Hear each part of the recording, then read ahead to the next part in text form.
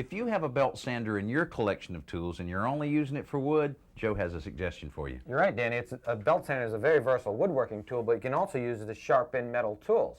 And what I did here is I have a 3x21-inch belt sander with an 80 grit belt on it. And I've clamped it upside down to my work table using a clamp in the front handle and the rear handle. But now I've seen a lot of these belt sanders of different models that have handles on top. It would make it real difficult to do. Yeah, you wouldn't be able to clamp it flat to a work table, but you could put it in a vise and it would hold it. All right. All right, now the first thing you want to do is put on your safety goggles in case any sparks fly off of there. And then you just lock on the trigger and slowly move the tool, holding it at a constant angle, to maintain the same angle back and forth.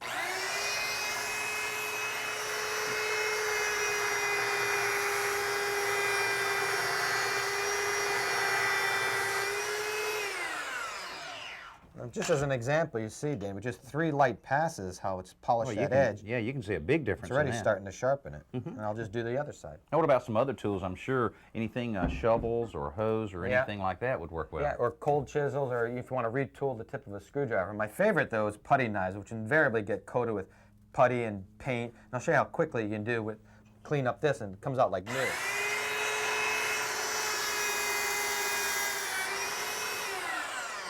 You do the metal blade and the wooden handle.